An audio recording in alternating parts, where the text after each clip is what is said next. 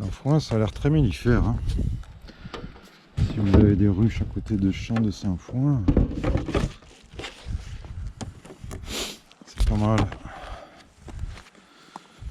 Parce que ouais, ici, en Provence, tu vois, c'est pas la folie. Hein.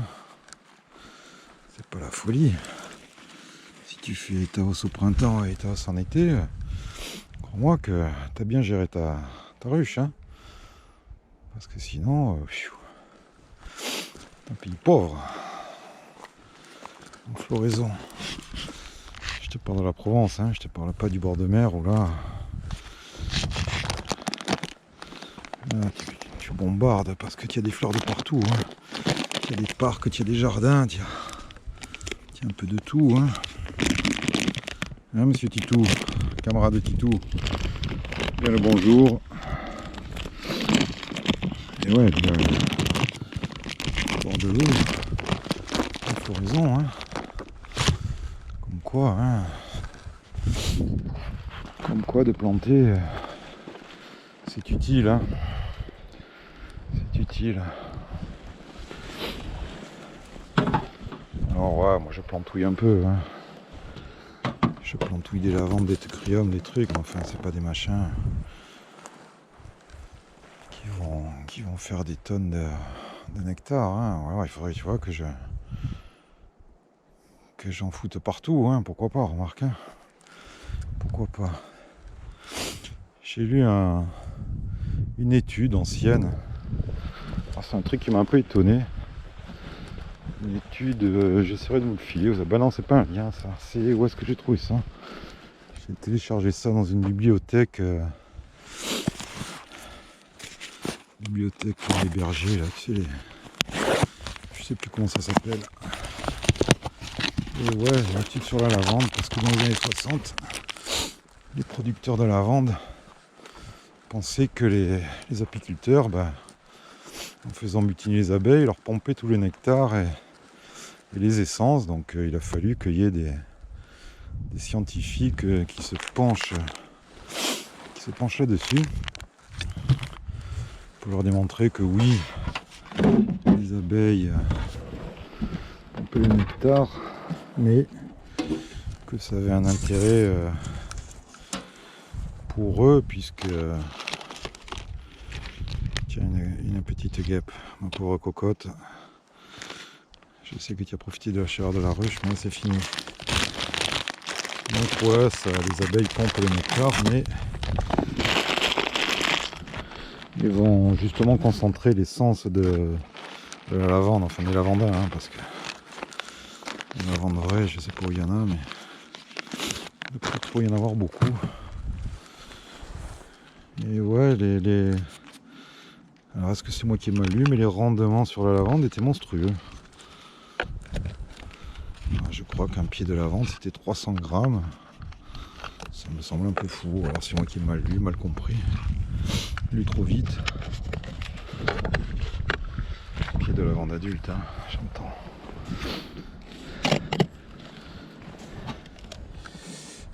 C'est quoi cette ruche là? Déjà, est-ce qu'il y a des abeilles? Oui, je pense. 25, c'était quoi ça? C'était une colonie. Je crois que c'était la ruche folle qui avait été... Alors attends que je regarde un peu. Tic tic tic. Ouais, c'est une ruche qui était montée à, je crois, 9 dicades quand même. C'était une reine 2018. Alors tu vois, reine 2018, je le mets là. Alors par contre, ouais, j'ai essayé de nettoyer ça. Bonjour. Hein. C'est avec de l'eau, une éponge. Hein. Après, je sais pas. Quoi vous nettoyez, dites-moi, parce que franchement ça part pas, hein, cette merdouille de Posca. Hein. Ça serait intéressant de la peser un peu, tu vois, qu'on sache un peu ce qu'elle a bouffé, ce qu'elle a pas bouffé. Alors elle était à on va se faire ça. 16 en pesée arrière. Tout le merdier. Ouais, c'est...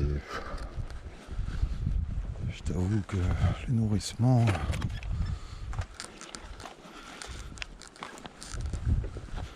je contrôle pas trop avant de nourrir. Hein. Après, mon choix, comme je t'ai dit, ça a été de laisser les fonds ouverts.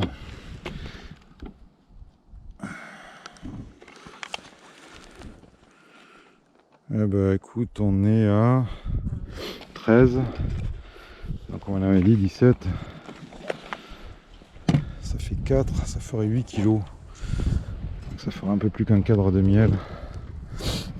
Hein, c'était ça. Ah non, 17 même. 4, ça fait 8 kilos, ça fait 2 cadres. Hein. Pas loin de 2 cadres de cordes de miel.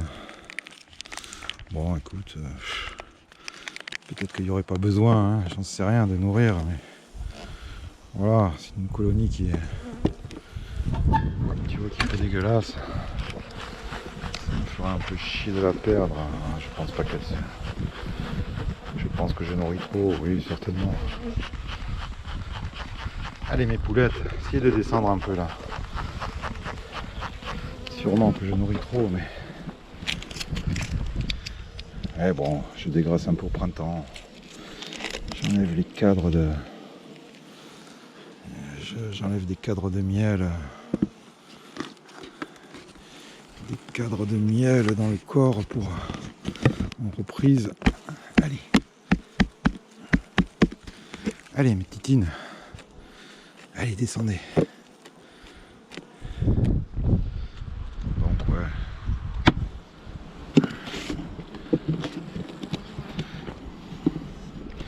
Allez, rentrez-vous. Viens là, toi. Allez, hop. Là dedans. Allez, biquette. Elles sont molles, hein. Elles sont molles. Allez. Oh là là, qu'est-ce que tu me fais, toi? Viens là. Bon, c'est un peu des conneries ce que je fais.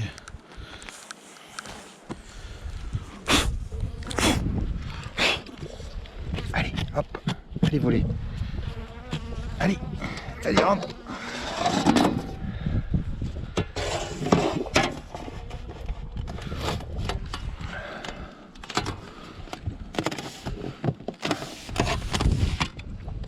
Quand j'enlève le nourrisseur, j'essaye de le resserrer avec la propolis, même si la propolis froide en ce moment.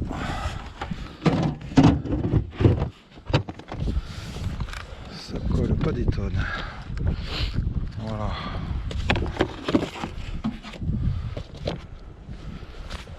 Voilà. Bon, on continue. Hein. On continue. Elle va être un peu longue cette vidéo. Hein. Elle va être un peu longue.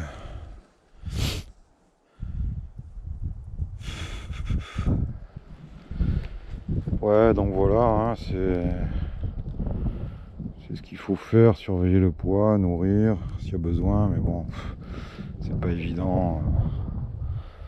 Sur une grosse colonie encore, elle va bouger d'un côté et de l'autre, elle va aller chercher toutes les réserves, mais vraiment sur les petits essaims, ça me fait chier pour toi Julien que t'aies perdu tes 2 essaims. Et malheureusement, ouais, les essaims, ouais, je pense que je surnourris, mais après je te dis, je fais du miel sans sirop, hein, y a pas de. C'est intéressant à faire, hein, d'ailleurs les gars, une analyse. Hein. Ça coûte 60 balles. Il n'y a pas 36 labos qui le font. Hein. Tu regarderas un laboratoire d'analyse pour le miel, recherche pollinique. Et après, il y a d'autres recherches, on va dire toxicologiques en général. Alors, tout est payant. Hein. Tout est payant, bien évidemment. Mais ouais, c'est bien de le faire au moins une première fois. T'installes des ruches quelque part. Au moins, tu sais les apports de nectar. Et voilà, moi je sais maintenant qu'ici, c'est ronce, c'est Saint-Foin, c'est. Alors ouais, je te dis, très étonné. Bon, après, non seulement il n'y a pas eu de thym de romarin qui est rentré au printemps, mais Mais ça a revidé même dans les corps, donc voilà, peut-être que je ne ferai pas toutes les années certainement, mais de temps en temps, là sur le prochain rucher, pareil. Hein. L'an prochain, je vais virer des ruches au rucher des petites perdrix, cuit. Et s'il y a une récolte, ben, je la ferai analyser. Bah voilà, pour savoir. Hein, pour savoir. Parce que là-bas, on est autour des champs, donc qu'est-ce qu'il y aura, je sais pas. Je ne sais pas. Bon, c'est pas que je vous aime pas, mais je vais aller me fumer une petite clope.